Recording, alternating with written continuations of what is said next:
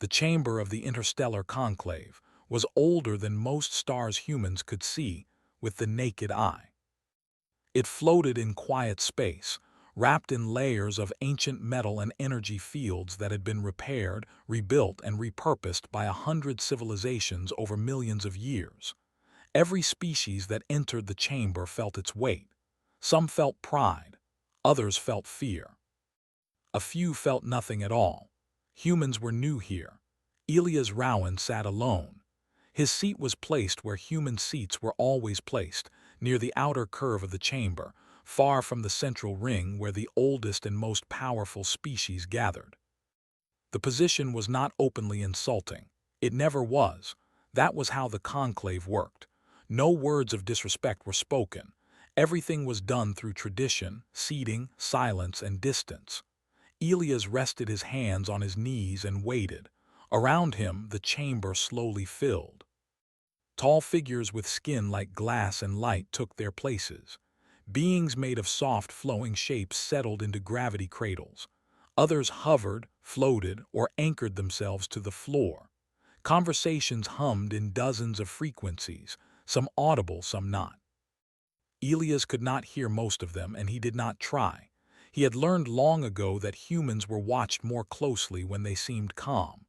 Across the chamber, several delegates glanced in his direction. Some did so with curiosity, others with amusement, a few with mild annoyance. Humans were unpredictable in ways the conclave did not like, not because they were strong, but because they were difficult to place neatly into old categories. Elias did not look back. Then she arrived. She was not late, but her entrance drew attention anyway. She belonged to a species known for their mental discipline and long memories. Her kind had guided younger civilizations before humanity had learned to write. She walked with smooth confidence, her posture relaxed, her expression composed. Her eyes, dark and reflective, moved across the chamber as if measuring it. Her name, in a human translation, would sound like Luri. She noticed the empty seat beside the human. For a moment she paused. It was a small thing, a single empty chair among thousands, but she knew what it meant. Humans were rarely sat beside, not because they were dangerous, but because they were inconvenient. Their minds were noisy, their emotions unpredictable, their history confusing. Luri felt a spark of humor rise within her. The conclave took itself too seriously. Traditions layered on top of traditions, old fears pretending to be wisdom. A small joke would do no harm. Sitting beside the human would amuse her peers. It would remind them that nothing terrible would happen just because someone broke an unspoken rule. She changed direction. A ripple of attention followed her movement. Several delegates paused mid-conversation. A few subtle mental signals passed between ancient minds. Luri ignored them. She reached the seat and sat down.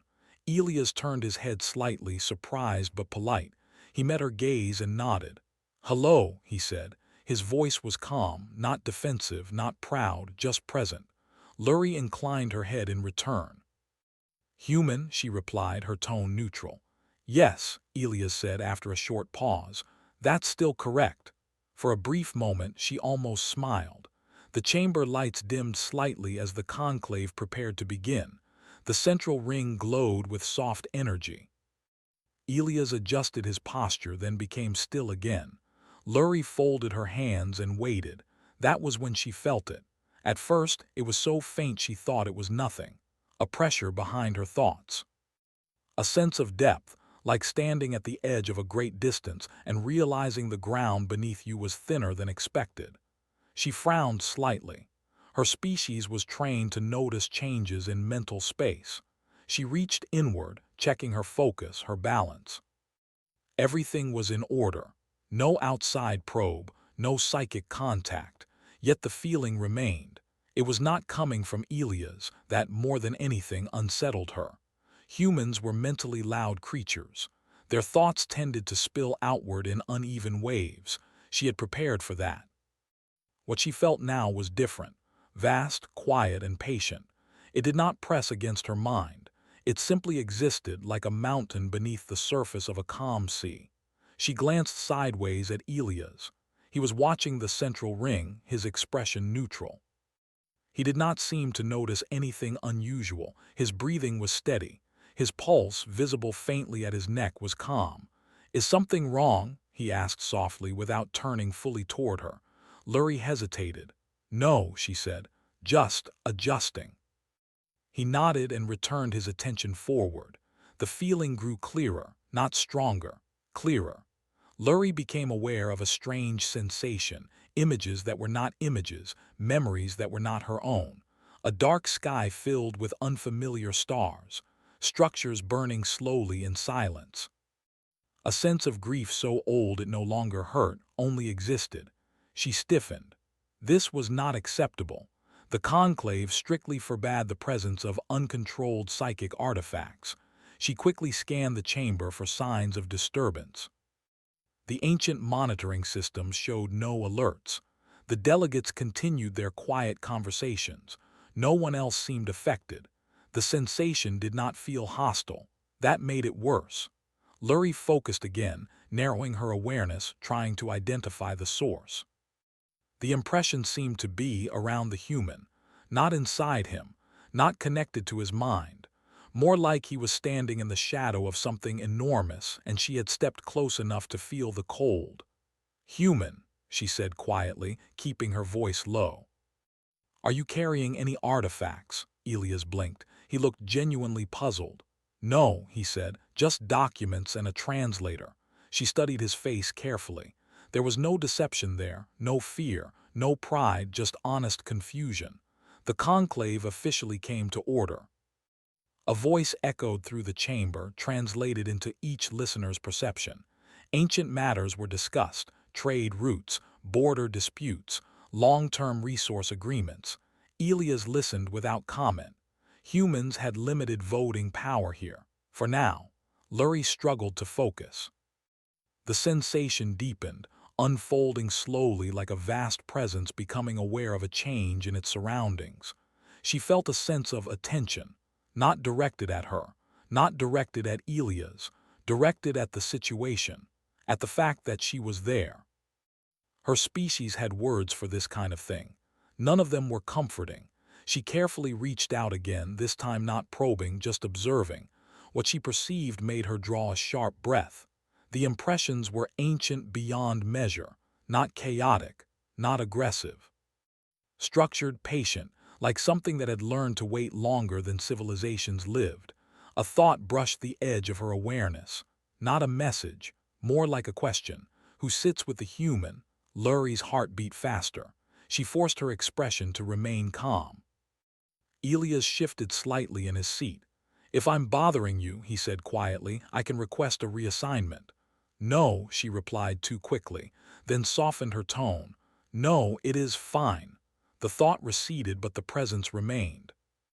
Across the chamber, one of the oldest delegates, a being whose species had seen the rise and fall of entire galactic arms, paused mid-speech. Its many eyes narrowed slightly. It glanced toward the outer ring, toward the human, toward Lurie. Its attention lingered, then moved away. Lurie noticed. Her amusement was gone now, replaced by unease. She had sat beside the human as a joke, a harmless breach of tradition, a small reminder that fear should not rule behavior, but something had noticed. Something old enough that the conclave systems did not register it as a threat, because it had existed long before those systems were designed. Elias remained still, listening, breathing, waiting. And beneath the chamber, far below the layers of metal and energy, something ancient stirred, not in anger, not in hunger, but in quiet awareness. Someone was sitting beside its charge. And it was paying attention. The session continued, but for Lurie, time had begun to feel uneven. Words flowed across the chamber in careful tones, translated smoothly into her understanding, yet they slid past her attention without leaving a mark. Her awareness kept drifting back to the same thing, the quiet, endless presence that now felt closer than before. It had not moved. It had not grown louder. It simply was like a deep sky that had always been there but only now noticed. She sat very still. Her species had learned long ago that stillness was sometimes the only defense against ancient things. Movement could attract notice. Curiosity could be mistaken for invitation. Fear could become permission. She had made none of those mistakes. She had only sat down. Beside her, Elias Rowan listened to the conclave with the same calm patience he had shown since arriving. He did not speak unless spoken to. He did not fidget. His mind, from what Lurie could sense, was surprisingly quiet for a human. Not empty but controlled like a river guided into steady channels. That, too, was unusual. Most humans carried their history loudly inside them, conflict, ambition, grief, hope, all layered together. Elias carried something else, a kind of acceptance. Not surrender, but understanding. Lurie wondered for the first time whether he knew. She tested the thought carefully. "You have attended many sessions like this." "Yes," Elias replied. "Enough to learn when listening matters more than talking." "That is not common among your people." He considered this. "We learn eventually, some of us faster than others." The presence shifted, not in position but in focus. Lurie felt it like a change in pressure before a distant storm. It was listening now. Not to the words spoken aloud, but to the exchange between them. She felt suddenly exposed. "Human," she said softly, "has your species ever been protected by something you did not fully understand?" Elias did not answer right away. When he did, his voice was careful. "Yes." Only that. The simplicity of the answer sent a ripple through her senses. The presence did not react strongly, but Lurie sensed recognition, confirmation. Around them, the chamber's ancient systems hummed steadily. No alarms, no warnings. They were built to detect energy spikes, hostile intent, violations of known treaties. They were not built to recognize patients older than stars. A subtle disturbance passed through the delegates. A few of the oldest species had begun to shift their attention, not openly. Just enough to notice that something in the chamber felt heavier. Lurie felt a faint brush against her thoughts again. This time it carried an impression instead of a question, a memory. She saw, for just a heartbeat, a small world orbiting a dying star. Primitive structures clung to its surface. Tiny figures moved across the land, fragile and determined. Above them, something vast watched, not as a ruler, not as a god, but as a keeper. She swallowed. The image faded, leaving her breath unsteady. "You are sensing it now," Elias said quietly, still facing forward. She turned to him sharply. "You know." "I know it exists," he said. "Not what it is, not fully. That is enough to frighten entire civilizations." A corner of his mouth lifted slightly, not a smile. More like a memory of one. "It frightened us too, at first." At first. The conclave speaker paused as a new agenda item was introduced. It concerned long-term observation rights near human-controlled space. Lurie noticed several delegates watching Elias closely now, gauging his reaction. He gave none. "We never asked it to stay," he continued softly. "We never asked it to act." Lurie's voice was barely more than a thought. "But it did." "Yes." The presence stirred again, and this time Lurie felt something that surprised her. Approval. Not directed at the conclave, not at her species, directed at the human. She realized then that this ancient thing did not see humanity as weak. It did not see them as masters either. It saw them as companions. The idea unsettled her more than fear ever could. Across the chamber, a delegate from a long-extinct empire's successor species leaned toward another and transmitted a silent query. Old records were being checked. Forgotten treaties resurfaced. Footnotes that had once seemed irrelevant began to glow with renewed importance. One phrase appeared again and again in the deepest archives. "Do not isolate the Watcher's children." No one remembered who the Watchers were. Until now. Lurie straightened her posture. Her presence beside Elias was no longer a joke. It was a risk, a signal. The ancient thing had noticed her, and by noticing her, it had also noticed the conclave's habits, its assumptions, its quiet dismissals. She wondered what conclusions it would draw. "Why tell me?" she asked Elias. "You could have stayed silent." "Because you felt it," he said simply, "and because you stayed." The presence settled slightly as if satisfied with the answer. The session neared its end. Decisions were made. Votes were recorded. None of them felt important anymore. As delegates began to rise and depart, a subtle shift passed through the chamber. Some avoided looking at the human.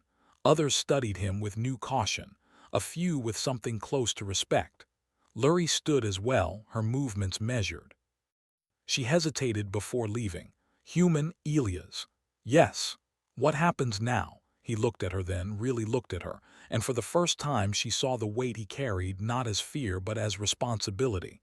"Now," he said, "people start remembering why they left us alone." Beneath the chamber, in silence deeper than space, something ancient listened. And it did not forget. The station did not announce the change. There were no alarms, no flashing lights, no emergency signals. The interstellar conclave station continued to orbit in calm silence, its ancient systems functioning exactly as they had for thousands of cycles. To most beings aboard, nothing was different. But to those who could feel beyond sensors and screens, something had shifted. Lurie felt it the moment she stepped into the transit corridor. The presence was no longer distant. It had not moved closer in space, but its attention had sharpened. Where before it had been like a vast horizon, now it felt like a great eye opening, not fully, not suddenly, but enough to acknowledge that something important was happening. She slowed her steps. Other delegates moved around her, speaking quietly, exchanging data, preparing to depart. Their concerns were small: trade balances, influence, long-term strategy. Lurie had once shared those concerns. Now they felt fragile, like thin glass held up against deep pressure. Elias walked beside her unhurried. "You should be careful," she said quietly. "You have changed the balance." He shook his head. "We didn't, you did." She stopped and turned to face him. "By sitting beside you, yes. That makes no sense." "It doesn't have to," he replied. "Not everything responds to logic the way the conclave expects." She studied him closely. "You speak as if you've lived with this your entire life." "In a way," he said, "so has humanity." They resumed walking. Deep beneath the station, far below layers of metal and forgotten construction, a sealed chamber received power for the first time in ages. It was not an activation sequence. It was recognition. The structure had been built around something, not to contain it, but to give it a place to rest. The builders were gone now, their language lost, their warnings misunderstood, but the thing itself remained. It had been waiting. It remembered stars that no longer burned. It remembered voices that had once begged it to choose sides. It remembered refusing again and again until it found something different, small, loud, brief. Humanity, not powerful, not wise, just stubborn enough to stay when others fled. Now something had changed. Someone had crossed a line drawn not in law but in meaning. The watcher stirred. Lurie felt it like a low vibration through her bones. She stopped again, gripping the edge of a support rail. Her breathing slowed as she fought the instinct to run. "This is not good," she whispered. Elias frowned. "Is it dangerous?" "I don't know," she admitted. "That frightens me more than a clear threat." They were not alone anymore. Several elder delegates had slowed their pace, pretending interest in nearby displays while carefully watching the human and the alien beside him. Silent signals passed between them. Queries opened old archives. Forgotten myths were pulled into the light. One delegate, a being older than most living histories, felt a chill ripple through its awareness. It remembered a warning, not a command, not a law, a story. Long ago, when the galaxy was young and reckless, there were forces that chose not to rule. They watched. They waited. They intervened only once, and after that, entire regions of space learned the meaning of restraint. The elder delegate turned away from the human quickly, as if eye contact alone might invite notice. Lurie sensed the shift in attitude. They are afraid now. They should be, Elia said softly. Fear keeps people honest. That is a dangerous belief. It's a human one. They reached a quiet observation chamber overlooking the curve of space. Stars drifted past like distant memories. Lurie leaned against the transparent barrier, steadying herself. Tell me, she said, why did it choose you? Elias took a long time to answer. When we first met it, he said finally, we didn't know what it was. We thought it was a natural phenomenon, a shadow in reality. Something that followed us through deep space. And you weren't afraid. We were terrified, he admitted, but we didn't attack it, we didn't try to trap it, we didn't worship it either. What did you do? We talked, he said. We sent messages into the dark, not demands. Just stories, music, records of who we were. Lurie's eyes widened slightly. You reached out to something you couldn't understand. Yes, that was reckless. Yes, Elias agreed. But we're good at that. The presence pulsed gently as if responding to the memory. It remembered those signals, crude, emotional, brief. They had not asked for protection. They had not asked for power. They had asked to be remembered. The Watcher had listened. Now aboard the Conclave station, that same request echoed again, not from Elias but from Lurie's unintentional choice. She had acknowledged the human as an equal. That mattered. The station lights flickered once. Just once. Several delegates froze. Lurie felt a wave of cold certainty wash over her. It's waking up more. Yes, Elias said, but not angry. How can you be sure? Because when it's angry, he said quietly, things stop existing. That was not a threat. It was a fact. A message moved through the station's deepest systems, bypassing translation layers, bypassing authority protocols. It was not sent in words but in context. Observation has resumed. The message did not name a sender. It did not need to. In the control centers, ancient intelligences that guided station maintenance hesitated. Some shut down non-essential processes. Others rerouted power away from sealed sectors they no longer remembered building. Lurie closed her eyes. The conclave was never meant to be noticed by things like this. No, Elias agreed. It was meant to manage small powers arguing over smaller things. She laughed softly, a sound edged with disbelief. And now? And now, he said, it has to decide whether it deserves to keep existing. That thought hung between them. The Watcher considered. It did not judge quickly. It never had. It observed patterns, behavior, intent. It remembered betrayal and loyalty with equal clarity. It noticed how the conclave had treated humanity, marginalized, dismissed, tolerated but never trusted, and it noticed how one being had chosen differently. That mattered too. Lurie felt the attention return to her, not heavy, not threatening, but curious. She straightened, refusing to look away from the stars. I didn't mean to cause this, she said. I know, Elias replied. Will it punish us? He thought for a moment. It doesn't punish, it responds. To what? To who we choose to be. Silence followed. Far below, the sealed chamber opened slightly, releasing no light, no energy spike. Just awareness extending outward, brushing against the edges of the station like a hand testing fragile glass. The Watcher was awake now. Not fully, but enough. And the galaxy, without realizing it, had taken its first step back into an older story. One humanity had never forgotten, even if it had never fully understood it. The conclave station entered a quiet that felt heavier than silence. It was not the absence of sound. Systems still hummed, lights still glowed, ships still docked and departed, but something deeper had settled over the structure, like a shared breath being held without anyone admitting it. Lurie felt it in every step she took. She had returned to her private chamber, yet rest would not come. The presence was no longer distant enough to ignore. It did not press on her thoughts, but it shaped the space around them, the way a mountain shapes the wind. Even alone, she was not alone. Across the station, Elias Rowan stood in a viewing hall reserved for delegates with limited authority. The stars beyond the glass were familiar to him, but his attention was inward. Humanity had always known this moment might come. They had prepared for it quietly without announcements or threats. Still, knowing did not make it easy. A signal request arrived at Lurie's console, priority access, elder level. She hesitated, then accepted. The projection formed slowly, resolving into the shape of an ancient delegate whose species had once ruled entire sectors. Its body was tall and layered, its surface marked by patterns that recorded centuries of memory. "You should not be where you are," it said without greeting.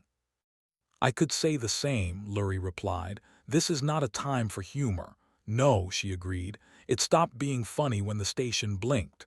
The elder studied her closely. "You sat beside the human." "Yes." "Why?" She considered lying. The habit was old and well practiced. But something about the presence made dishonesty feel visible. "Because I thought fear had made us small," she said, "and I wanted to prove it wrong."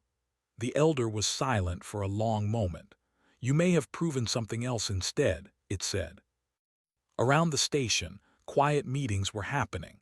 Delegates gathered in private chambers. Old alliances were re-examined.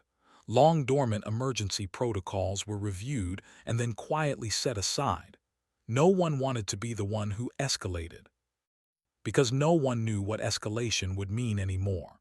In one such chamber, a group of senior representatives accessed restricted archives. Data streams unfolded, filled with fragments of history few remembered reading. Civilizations erased not by weapons, but by absence. Trade routes that simply stopped leading anywhere. Warnings recorded as myths because no one believed anything could be that patient. One line appeared again and again, stripped of context but heavy with implication. "Do not force the watcher to choose." Back in the viewing hall, Elias felt the presence shift again. This time it was not subtle. He closed his eyes. Humanity had given it many names over the centuries. Guardian, Shadow, Listener. None of them were accurate. Names implied ownership or understanding. Humans had learned early not to assume either. He felt a familiar sensation, like standing near deep water. The Watcher was extending its awareness further now, touching more minds, more systems. The Conclave station was being evaluated. Lurie arrived quietly, taking a position beside him without asking. "They're afraid," she said. "They should be careful," Elias replied. "Fear can make people choose badly." She folded her hands together. "They're talking about containment." He did not react outwardly, but the Watcher did. A ripple passed through the station, not physical, contextual, as if the idea itself had been acknowledged. "Containment won't work," Elias said. "It never does. They don't know that." "Some of them do," he replied. "They just hope this time will be different." Lurie looked at him sharply. "Was there another time?" "Yes." The Watcher remembered it too. A civilization older than the Conclave had once tried to isolate humanity, convinced that removing the variable would stabilize the region. They had not attacked. They had simply closed paths, cut contact, erased routes. The Watcher had waited. When humanity's signals faded, when their stories stopped reaching the dark, the Watcher had acted, not in anger but in correction.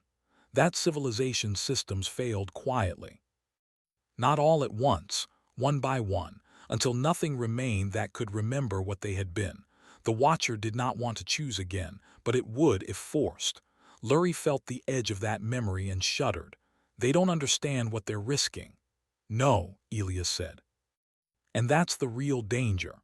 An emergency session was called, not officially labeled as such, but every delegate felt the urgency in the summons. The chamber filled again, faster this time. Seats were taken without ceremony. Hierarchies blurred under pressure. Humans were moved inward. No one said why. Lurie noticed the change immediately. So did the Watcher. Elias sat calmly in his new position, closer to the center than any human had ever been. He felt dozens of eyes on him, some fearful, some calculating. The speaker began, voice steady but strained.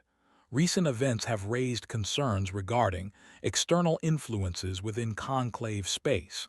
No one said the word watcher. We must discuss appropriate responses. Lurie stood before Elias could stop her. You mean control, she said clearly. A murmur passed through the chamber. You mean isolation, she continued. Containment, silence. The elder delegate from before spoke. We mean survival. So do humans, Elias said, standing as well. All attention snapped to him. We survived by choosing connection over fear, he said, by refusing to treat the unknown as something that must be locked away. That is a luxury of youth, someone replied. No, Elias said calmly, it's a responsibility of maturity. The presence shifted, attentive. You are not the most powerful beings in this chamber, Elias continued. You never were, you just forgot what else was listening. Silence followed. Then the station lights dimmed, not a flicker this time, but a deliberate lowering as if the station itself were making room for something larger. The watcher extended its awareness fully, not as a voice, as history. Every delegate felt it differently. Some saw images. Some felt emotions. Some simply knew truths they had avoided. They saw humanity small and fragile, sending stories into the dark. They saw the watcher listening. They saw civilizations choosing fear. They saw what followed. The message was not a threat. It was a reminder. When the lights returned to normal, the chamber was utterly silent. No one spoke for a long time. Finally, the elder delegate bowed its head, not to Elias but to the space around him. We will not force a choice, it said. The watcher withdrew slightly, not asleep but satisfied. Lurie exhaled a breath she had not realized she was holding. Elias sat back down. The joke was over. What remained was consequence, and the understanding that humanity was no longer sitting at the edge of history. It was standing beside something ancient. And the galaxy would have to learn how to sit carefully. The conclave station did not return to normal. From the outside, everything looked the same. Ships arrived and departed. Trade routes reopened. Delegates returned to their duties. Official records described the emergency session as a procedural clarification. No mention was made of ancient watchers or silent judgments, but inside the minds of those who had been there, something had changed forever. Lurie felt it most clearly in the days that followed. Where once the station had felt like a place of controlled order, now it felt aware. Not alive in the way organic beings were alive, but attentive. Corridors seemed quieter, conversations softer. Even the oldest delegates moved with care, as if loud certainty itself had become dangerous. She stood near one of the outer observation decks, watching a human ship depart. It was small compared to the vessels of older species, functional, unadorned. Built for endurance, not beauty. Beside her, Elias Rowan watched in silence. They moved the seating permanently, Lurie said. Yes, Elias replied. I noticed. Humans were no longer placed at the outer ring. They were not at the center either. They were beside it. The space next to Elias in the chamber had remained empty since the session. Not because no one was allowed to sit there, but because no one wanted to choose incorrectly. That empty seat had become a symbol of caution, of respect, of memory. I started this as a joke, Lurie said quietly, a small rebellion against tradition, and ended it as history, Elias said. She shook her head. I don't know if I deserve that. History doesn't ask permission, he replied. It just happens around people who make choices. Far beneath them, the watcher rested. It had withdrawn most of its awareness, returning to a state that humans might have called sleep. But it was not unconscious. It never was. It was simply listening less closely, satisfied that for now the balance had been restored. The conclave had not tried to contain it. That mattered. The watcher remembered the moment clearly. The pause, the collective hesitation, the decision not to act out of fear. It did not feel gratitude, but it felt approval. Lurie turned toward Elias. What will happen now? Nothing dramatic, he said. That's usually how the biggest changes work. She gave a soft, uncertain laugh. The galaxy almost ended and you say that like it's paperwork. Elias smiled faintly. We've learned to appreciate boring outcomes. News spread slowly. Not through announcement, but through behavior. Trade negotiations involving humans became more careful. Threats were replaced with questions. Observation fleets near human space quietly reduced their presence. Some species withdrew entirely, deciding distance was safer. Others leaned closer, curious. Humanity did not change its stance. They did not boast. They did not threaten. They did not reveal what they knew about the Watcher beyond what had already been shown. They continued to send stories into the dark, not messages of power but records of who they were becoming. The Watcher listened. One evening cycle later, Lurie received a personal message from her home council. It was brief. You have altered our standing. Explain. She considered how to answer. Instead of strategy or justification, she sent the truth. I chose to sit beside someone we dismissed, something old noticed. We survived because we did not choose fear. The response took longer than usual. When it came, it contained no reprimand. Only a single line. Then remain where you are. Lurie closed the channel and exhaled. She found Elias in the conclave chamber alone. He sat in his seat, hands folded, looking out across the vast space where countless decisions had been made. The empty seat beside him waited. Do you ever worry, she asked, that one day it will stop listening? Elias considered the question carefully. Yes, that doesn't frighten you. It does, he said, but not the way you think. How then? When it listens, he said, it reminds us to be better. If it ever leaves, then we're on our own again. Lurie sat down beside him. This time it was not a joke. Deep beneath the station, the Watcher noticed. It did not wake fully. It did not need to. The signal was familiar now. A choice repeated, a pattern reinforced. Humanity still kept company, and others were learning how. The conclave session began quietly. No one remarked on the seating. No one laughed. No one dared test the silence. The galaxy moved forward, not boldly, not loudly, but carefully.